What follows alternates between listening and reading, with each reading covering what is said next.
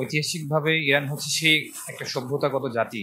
ইরানের বিখ্যাত বিপ্লবী নেতা আয়াতুল্লাহ মুর্তজা মুতাহারি একটা বিখ্যাত কমেন্ট করেছিলেন তার বইতে, ইরান ও ইসলামের পারস্পরিক অবদান বইতে।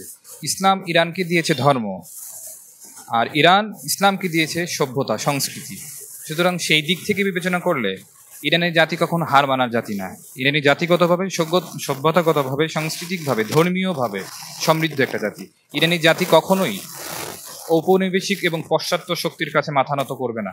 এছাড়া তাদের আছে কারবালার সেই ঐতিহ্যগত কারবালার প্রেরণা, যা তাদেরকে যুগ যুগ যুগ যুগ ধরে তাদেরকে প্রেরণা দিয়ে যাবে। কারবালার সৈনিকেরা কখনো হারে না, ইরান এর মধ্যে সেই প্রেরণাটা আছে, যা অন্যান্য মুসলিম দেশের মধ্যে অনুপস্থিত।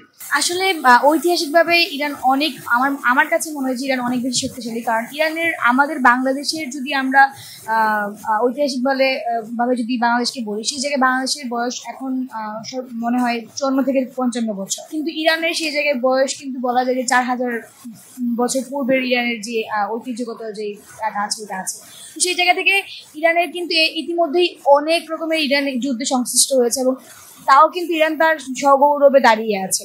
সেই জায়গায় বলতে চাই যে ইরান ঐতিহ্যগতভাবে অনেক বেশি শক্তিশালী বলেই আজকে তারা এই জায়গায় এখনো পর্যন্ত নিজের জায়গায় দাঁড়িয়ে আছে, সগৌরবে দাঁড়িয়ে আছে। আপনি জানেন যে ইরানের চারপাশটা যে ভৌগোলিকভাবে ইরান যেভাবে আছে অবস্থিত, সেই জায়গায় আসলে ইরানের চারপাশে যেই মহাসাগরগুলো যেগুলো আছে, সেখানে আপনি জানেন যে হরমুজ প্রণালী যেটা আছে সেটা আসলে খুবই গুরুত্বপূর্ণ জায়গা, এবং সেখানে যে পোর্ট আছে সেই পোর্টটাও আসলে সব পুরো বিশ্বের জন্য অনেক গুরুত্বপূর্ণ একটা পোর্ট।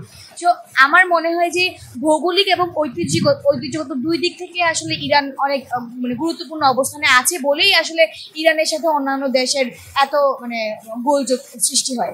মানবতার জন্য আসলে বিশ্বযুদ্ধ কখনোই কল্যাণকর নয়। তো আসলে এই যে তৃতীয় বিশ্বযুদ্ধ লাগে, এখানে কিন্তু আসলে প্রত্যেকটা দেশ, যে যতগুলো দেশ আছে প্রত্যেকটা দেশ কিন্তু আসলে প্রত্যক্ষ এবং পরোক্ষভাবে পক্ষে এবং বিপক্ষে জড়িয়ে যাবে।